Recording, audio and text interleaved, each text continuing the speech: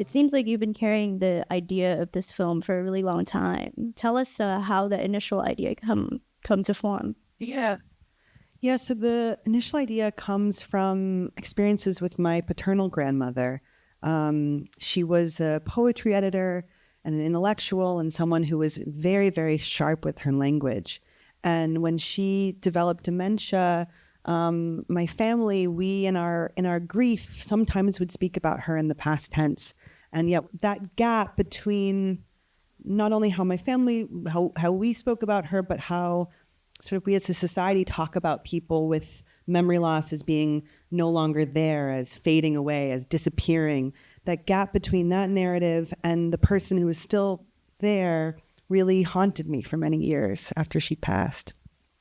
Cut to 10 years later, I was working kind of every entry-level job you can on a set, and reached a point where I felt like I wasn't learning anything about people outside of a set, and thought, oh, if I'm going to make movies about humans, I should maybe learn about some of the other ones other than us. So I answered an ad for a sculptor with dementia who needed someone to be sort of an assistant and a caregiver, and that led to being a part-time caregiver for artists with dementia for about 3.5 years. And in that role, I mean, it shifted everything I thought I knew about care labor and intimacy, but also age identity. The thing that struck me most was how much my octogenarian and nonagenarian clients identified with me as a 20-something at the time, that they saw me as their peer, and that there was this sort of role play of being the same age, and that I started identifying with them. And that's what gave me the idea to sort of take the coming of age genre and co-opt it for an older woman who sort of experiences all of the ages of herself and is not kind of fixed in being 80. So yeah, kind of the personal and the professional converged. Speaking of people identifying with you, at Venice, Kathleen Chalfant said that working with you was one of the most important artistic collaborations of her life. And it's evident that you two have such a deep connection and, so much respect and trust with each other. What's your perspective on this collaboration? I mean, she's extraordinary, isn't she? I mean, she's just, yeah, she's amazing. And for those who don't know her in person, like, she's just as amazing a person as she is an actor. I mean, she's really modeled for me what artistic integrity looks like. She did something extraordinary, which is, this is my first time directing professional actors. I'm coming from making dance films where I was directing dancers and non-professional performers.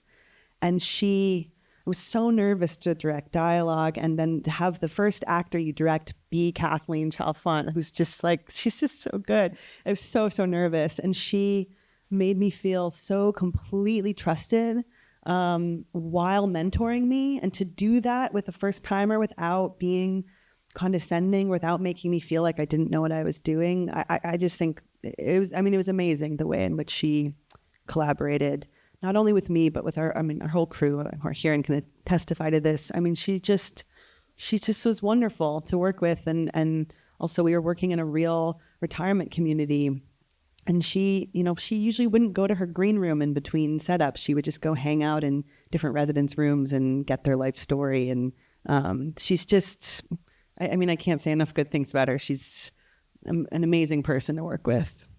How was it like to write for a film that's so heavily movement-based? I mean, that's just how my brain works. The first draft of the script I wrote as a college student like 14 years ago, and was really, at the time, the film now is not very autobiographical. The earliest draft I wrote after my grandmother died and was still imagining her as the main character. And now I think, some of my family is here, so I'm curious what they think, but I think she's now quite different from my grandmother. But the earliest draft was sort of imagining the like last movements of Ruth in her home of many decades, and then the first movements in this new space. And it almost was in screenplay format, but it read almost like a movement score. And that's how I like to build characters, sort of from their movement. And I kind of think about screenwriting as a choreographic task. So it started with the movement, and then there was, the dialogue and the sort of character arcs came later.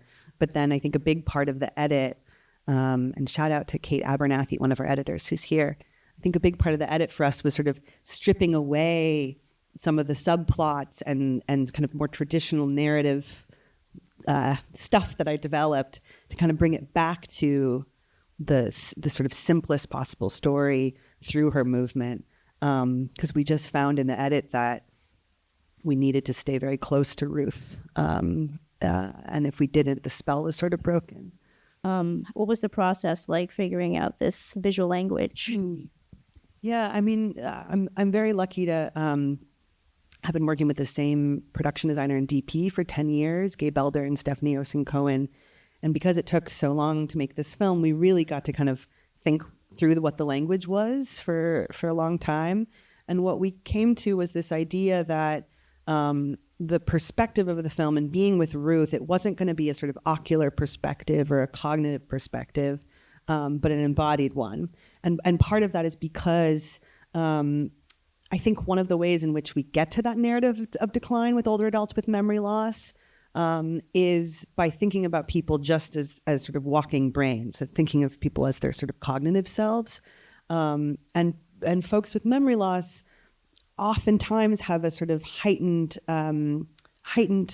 other senses, you know, that touch, taste, smell can become enhanced even as their cognition declines. And so we decided that we really wanted the visual language to represent how Ruth's sense making, how her senses literally are what allow her to make sense of the world around her. And to do that, it felt like the camera had to be very still to pick up on the sort of little details of gesture and posture and sort of, you know, I describe Kathy's performance as like weather, like these tiny little shifts happen in her face, and you know, and so to really feel those details, the camera had to be very patient.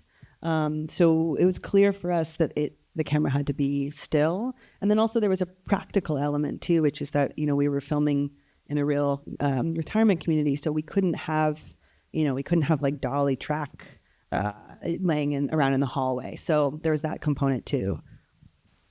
And Kathleen is a theater actor mainly. Do you think her experience in that sort of informs the physicality of her performance better?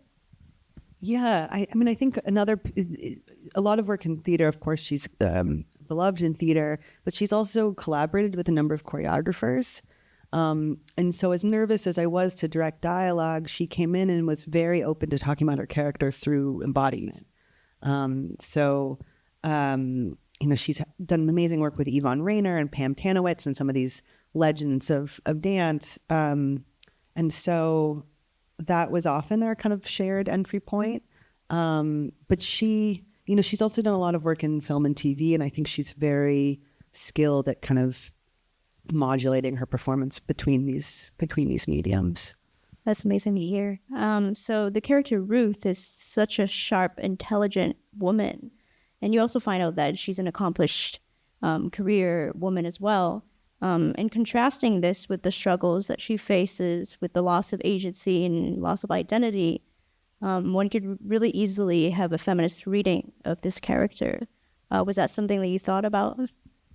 Yeah, absolutely. I mean, I think a big piece of this was wanting to make an anti-ageist film. And I think one of the ways that ageism and sexism intersect is sort of in the character of the little old lady and the kind of cuteness that we often assign to older women.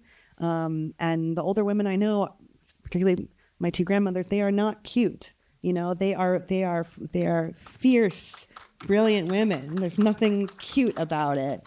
And I find the way that we talk about older women really infantilizing.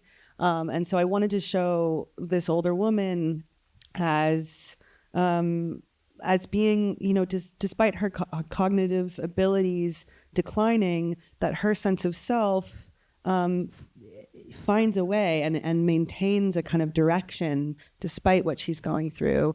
And then the other component was just thinking about this generation of artists who, a female artist who you know, came of age during this time of feminist revolution, and how much that they did not take their agency and autonomy and independence for granted, and that generation of women are now all, in their 70s, 80s, and 90s, and just thinking about who is caring for them and what is their experience of losing, elements of autonomy, but how to sort of represent their agency while they have care needs.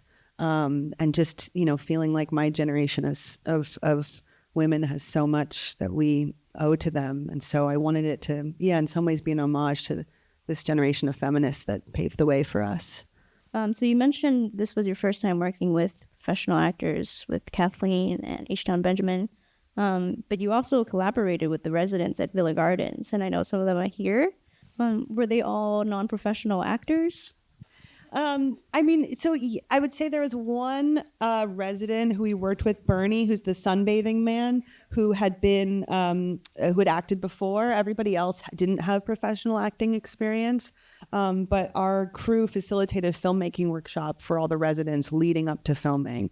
And Carolyn Michelle Smith, the brilliant actor who plays Vanessa, she led an acting workshop for the residents. So everybody had an opportunity to sort of learn a bit of the acting craft before we started filming. But I guess technically speaking, there was only one former SAG member who joined. Lovely. Let's talk about the sound design of the film. There's basically no score except for the diegetic dance sequence at the end. And when Ruth moves from her home to the assisted living facility, you really hear a change in the sounds.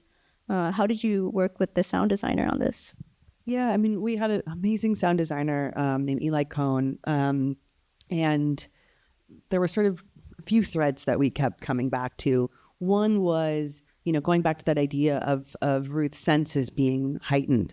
The other was that a lot of older adults, not specifically those with memory loss, experience a sort of kind of spatial collapsing almost, that like distant sounds feel closer, and that it's harder to kind of have this sort of spatial dimensions. And so we really tried to mix it in a way where you would feel a little bit of that like someone talking over there might actually feel a little bit closer. So we wanted the sound to kind of be in some ways authentic to how Ruth might be hearing the world around her. And then also really wanted to capture this feeling of sort of loss of home or loss of a home. And so one of the things that we did is send a survey to the residents that we had worked with at Villa Gardens, asking them, what were the sounds that you first noticed when you moved out of your home and into this community. And we got sort of similar answers. One was all the sounds of sort of institutional space. So the HVAC, that, the air conditioning hums, the lights, the sort of frequency of the lights that, those are particularly pronounced. Then just the sounds of labor, of landscaping, of caregiving, of all of the labor that makes this space run, of hearing that. Because of course, it's not in there. When you live alone, you don't hear those sounds. Some folks remarked on the sort of terror of hearing an ambulance and hoping it's not be one of your friends and that it's not for you. So I got amazing input from the residents of Villa Gardens about what sounds kind of made up the soundscape of their own transition into a retirement community. And then, so Eli and I sort of thought about kind of making these sort of soundscapes out of the sounds that are lost and then the sounds that are new to Ruth.